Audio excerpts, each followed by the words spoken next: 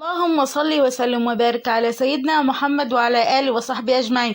ازيكم يا حبايب قلبي؟ عاملين ايه؟ يا رب تكونوا بخير ان شاء الله. النهارده هنعمل طريقة عمل اللحمة بالبصل. هنعملها كده بطريقة سهلة وبسيطة وبجد تحفة. تعالوا نشوف هنعملها ازاي. انا معايا كده يجي كيلو الا ربع من اللحمة، يعني كيلو الا ربع من اللحمة، عليهم كيلو من البصل، وعليهم نص كيلو من الطماطم، وعليهم كده حبيتين بطاطس كده قطعتهم مكعبات، بطاطس مقطعاها مكعبات. انا مقطعه طبعا اللحمه كده مكعبات صغيره، ومقطعه برضو البصل كده مكعبات صغيره، والطماطم برضو كذلك. تعالوا نشوفوا بقى هنعملها ازاي. شوفوا شكل اللحمه عامل ازاي، بجد شكلها تحفه جدا. دي كيلو الا ربع من من اللحمه. هنعملها كده بطريقة سهلة وبسيطة جدا، وبجد طعمها خيالي جدا، وريحتها وطعمها بجد تحفة. ما تنسيش بقى يا بنات، لو عجبك الفيديو ما تنسيش بقى تدوسي لايك وتشتركي في القناة علشان يوصلكم كل جديد. تعالوا كده نشوف هنعملها ازاي. انا حطيت حلة كده على النار، احط كده معلقة سمنة كبيرة. تبصوا كده بالسمن والزيت، بجد هما دول اللي هيخليلك البصل واللحمة بجد يروحوا في حتة تانية خالص. انا حطيت كده معلقة سمنة كبيرة، واحط كده كمان معلقتين 3 كده من الزيت اهو يا حبايب قلبي، زي ما انتم شايفين كده اهو. الوصفة دي بتحب الايه؟ هي دسمة شوية، يعني ايه؟ علشان تطلعي اللحمة طعمها حلو والبصل طعمه حلو، لازم تحط كده شوية حلوين كده من الزيت والسمن اهو يا حبايب قلبي، زي ما انتم شايفين كده. شوفوه قد ايه. هنحط بقى نجن ايه علشان اسيب الحلة تسخن كويس جدا جدا، علشان احط فيها اللحمة. ادي الحلة كده سخنت. هنحط بقى ايه اللحمة كده، لازم الحلة تسخن كويس جدا وبعدين احط اللحمة اهو يا حبايب قلبي، زي ما انتم شايفين كده اهو. شوفوا اللحمة كده انتوا بتحطيها كأن اللحمة كده بتتحمر بتتقلي اهو يا حبايب قلبي. هنسقط بقى هنحط بقى المكعبات كلها من اللحمه دي كيلو الا ربع من اللحمه. طبعا دي لحمه بالبصل، لازم يكون البصل بتاعها كتير اهو. شوفوا بقى مقطعه مكعبات ازاي، يعني ولا هي كبيره ولا هي صغيره، في المعقول.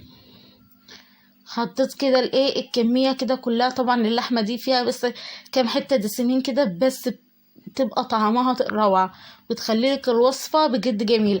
انا هحط بقى شوية كده من الفلفل الاسود، وهحط كمان شوية كده من البهارات الايه المشكلة فقط لا غير. مش هحط اي بهارات تاني، لان انا مش عاوزة اللحمة تبقى طعمها البهارات فيها كتير، البهارات يعني تبقى فيها اكتر.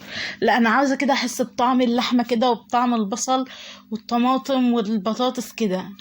انا كده حطيت طبعا، سبتها كده اول ما حطيت اللحمه، طبعا ما قلبتش، سبتها كده ايه تتحمر وبعدين قلبتها، لان انا اول ما احط اللحمه واجي احمرها طبعا هتنزل ميتها، وانا مش عاوزاها تنزل ميتها، انا عاوزاها تتحمر. شوفوا انا عاوزاها بقى كلها تبقى باللون ده. شوفوا اللون تحفه ازاي، بجد حاجه جميله جدا.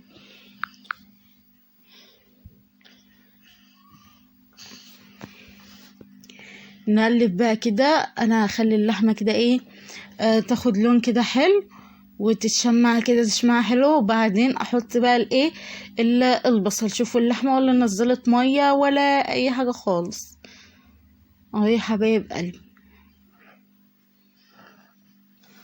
هنحط بقى الايه، هنحط بقى كميه البصل. ما تقوليش كميه البصل كتيره، لا كميه البصل مش كتيره. لو مثلا كيلو البصل كتير حطوا نص كيلو. هنحط بقى كده ايه كميه البصل، وبعدين نقلب بقى كده. طبعا البصل هيهبط ده كله هيهبط معاكي. نقلب بقى كده يا حبايب قلبي. نقلب بقى تقليبه حلوه كده علشان البصل كله يجي مع كله يجي مع بعض. عندك بقى لو عندك قرن فلفل، وحابة تحطيه حطيه، مش حابة خلاص. اهو نديته بقى تقليبة كده، وهسيبه طبعا لحد ما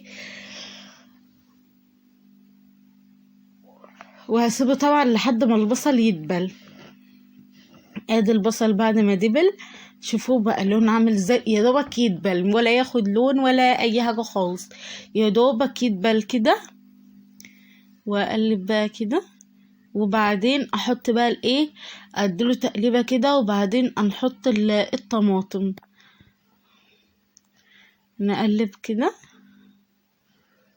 الوصفة دي احنا بنقول عليها بصراحة، يعني بنقول عليها نيف ني او يخني، احنا عندنا بنقول عليها لا اما نيف ني او يخني.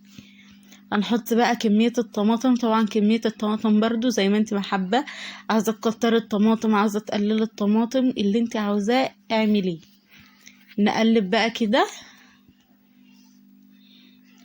اقلب بقى كده كله علشان كله كده ياخد من طعم بعضيه وكده.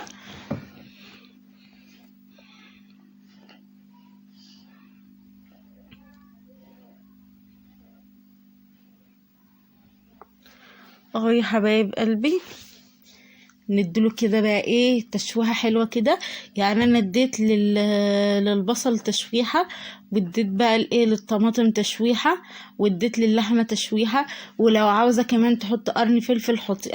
انا بقى بصراحة مش هحط فلفل، لانه بصراحة مش متوفر عندي فلفل الاخضر. هنحط بقى مكعب كده من المرق الدجاج. يا حبايب قلبي طبعا هتديني طعم حلو، هتخلي الطعم بجد يبقى احلى واحلى. متوفر عندك برضو مرقة الدجاج حطي، مش متوفر خلاص. نقلب بقى كده،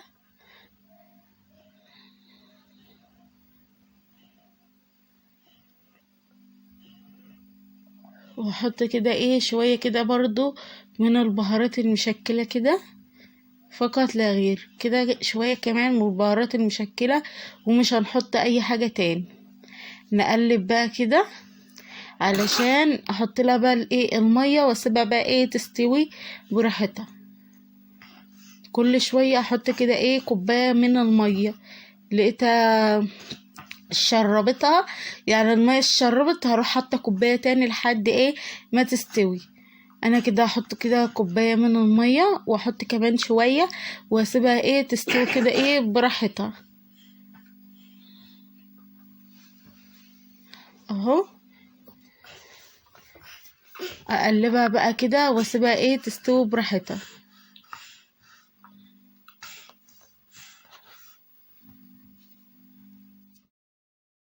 نقلب بقى كده كويس جدا، وبعدين اغطي عليها، وبعدين كل شويه كده هلاقيها شربت الميه، احط كوبايه ميه تاني.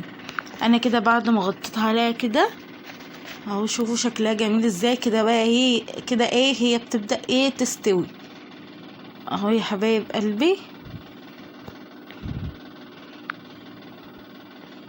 اهو طبعا زي ما قلت لكم كل شويه هلاقيها شربت الميه بتاعتها، احط كوبايه ميه تاني لحد ما تستوي كده، واللحمه تدوب كده في البق.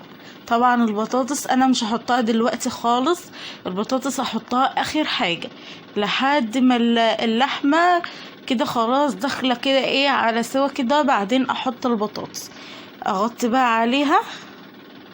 تعالوا بقى نشوف كده تاني اهو، شوفوا شكلها جميل ازاي ولونها تحفة، ولا كمان بقى يا بنات ريحتها ولا طعمها بجد كده حكاية. طبعا اللحمة كده ما استوتش برضو لسه، اسيبها برضو لحد ما تستوي كده،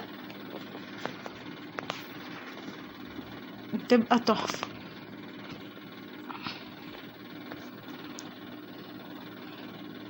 هقلب بقى كده، اغطي بقى عليها، وبعدين يبقى نشوفها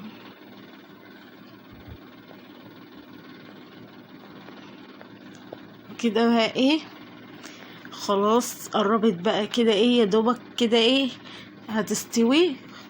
بعدين كده احط الايه، احط في البطاطس لما الاقيها كده استوت. بعدين احط الايه البطاطس.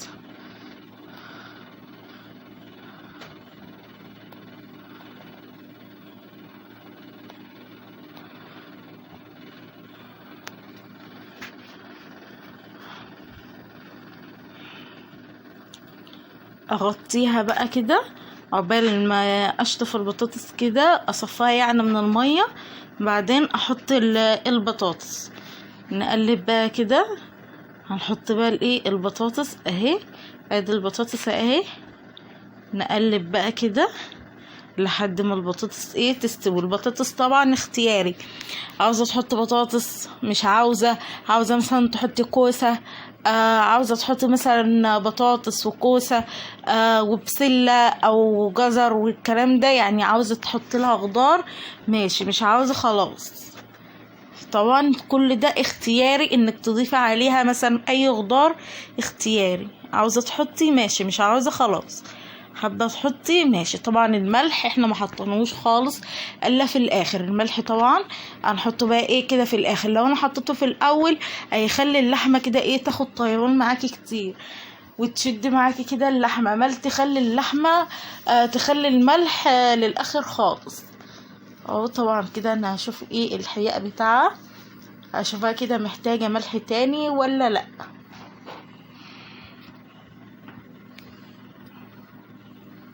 ان بصراحه كانت محتاجه شويه كمان، فانا ايه احط لها.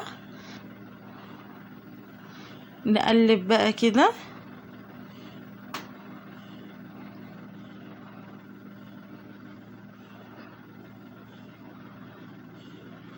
نقلب بقى كده، وبعدين بقى كده اشوف الحياء بتاعها تاني، وبعدين اسيبها ايه تغلي كده غلوة، وبعدين اطفي عليها. ادي شكل اللحمة يا بنات، اللحمة استوت كويس جدا والبطاطس، وبجد حاجة كده تحفة جدا وطعمها شهي، وبجد ريحتها كانت جميلة قوي. الوصفة دي سهلة جدا سريعة، يعني كله في حلة واحدة. متنسوش بقى تدوسوا لايك وشير واشتراك.